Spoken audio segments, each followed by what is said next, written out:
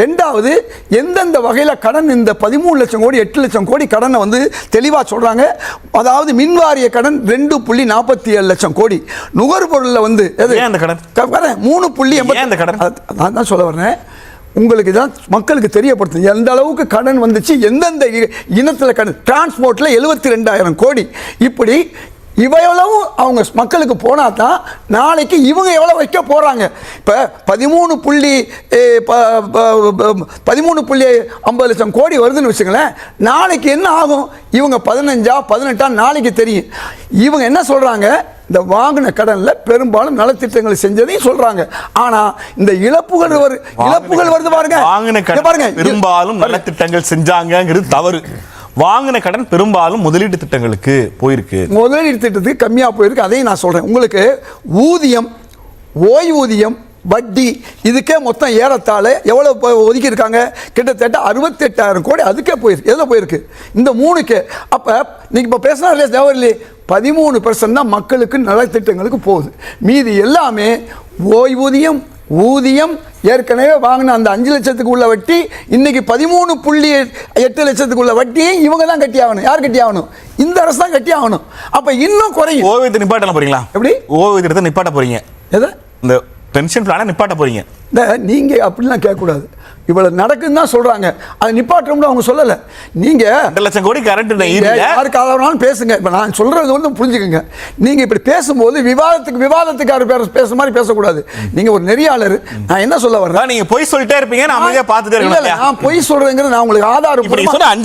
நான் அவ்வளவு நம்பர் நான் உங்களுக்கு சொல்லிட்டு இருக்கேன். 5 பொய்ங்கிறேன். எப்படி இன்னைக்கு அவங்க அறிக்கையில திமுக ஆட்சி வந்து 5 லட்சம் கோடி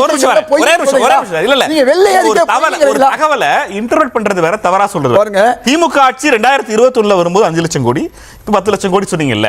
10 இல்ல 13. 2011ல திமுக ஆட்சியை விட்டு விலகுற போது எவ்வளவு வச்சுட்டு போனாங்க? கடந்த 10 ஆண்டுகள அதிமுக எவ்வளவு ஆக்குறாங்க? அது 1,25,000 கோடி. திமுக ஆட்சி 2006-11 முடிஞ்ச ஆட்சி விட்டு திமுக போகிற போது இருந்த கடன் என்ன?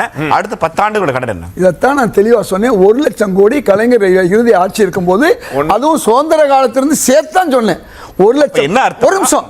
அதிமுக ஆட்சியில் அது 5 லட்சம் கோடியா மாறுச்சு. நாமெல்லாம் அதை பெருசா பேசணும், இவ்வளவு வாய் போச்சுன்னு நம்ம நினைச்சோம். ஆனா இன்னைக்கு 13.18 லட்சம் கோடி, 8 லட்சம் கோடி இந்த 5 வருஷத்துல வாங்கி 1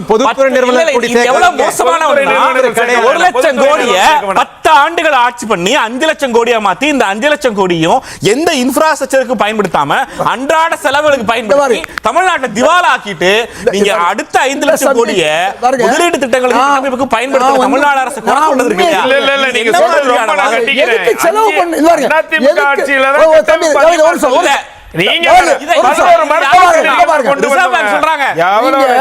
சாதிக்கலாம் பேச விட டபுளா பேசிட்டு இருக்கீங்க. நான் பரவாயில்ல, உங்களை பாராட்டுறேன். குறை சொல்ல விரும்பல சார்.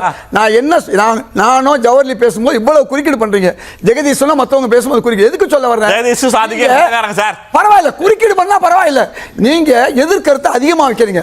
13.1 ஆளுங்கட்சி, நாங்க எதிர்கட்சி கேட்க முடியும். அதல்ல 13.18 லட்சம் கோடின்னு நீங்க வெள்ள அறிக்கை சொல்லுன்னு நான் சொன்னா பொய்ன்னு நீங்க சொன்னீங்கன்னா நான் எங்க போய் பேசுவேன்? நான் எப்படி பேசுவேன்? நீங்க பாருங்க, இப்ப திருப்பி பாருங்க. நீங்க 5 சொன்னீங்க. 10 ஆண்டு 1 லட்சம் கோடியை 1 லட்சம் கோடி 5 லட்சம் கோடி மாத்தின அதிமுக ஆட்சியில பொருளாதார வளர்ச்சி என்ன? சொல்லுங்க, நம்பர் சொல்லுங்க. நம்பர் சொல்லுங்க சார். வருவாய் 1 லட்சம் கோடியை 5 லட்சம் கோடி மாத்தின அதிமுக ஆட்சி காலத்துல பொருளாதார வளர்ச்சி என்ன? அப்ப கவர்மெண்ட் என்ன சொன்னுச்சு? பாருங்க, பொருளாதார வளர்ச்சி அவங்கள கேட்டா 1000 சொல்லுவாங்க. என்னன்னு நாங்க செலவு ஆளுக்கு ஒரு நம்பர் சொல்ல முடியாது சார். அதல்ல, இங்க பாருங்க, நான் வந்து என்ன நடந்துச்சுன்னு சொல்ல, எவ்வளவு கடன் என்ன இருக்குன்னு சொன்னேன்.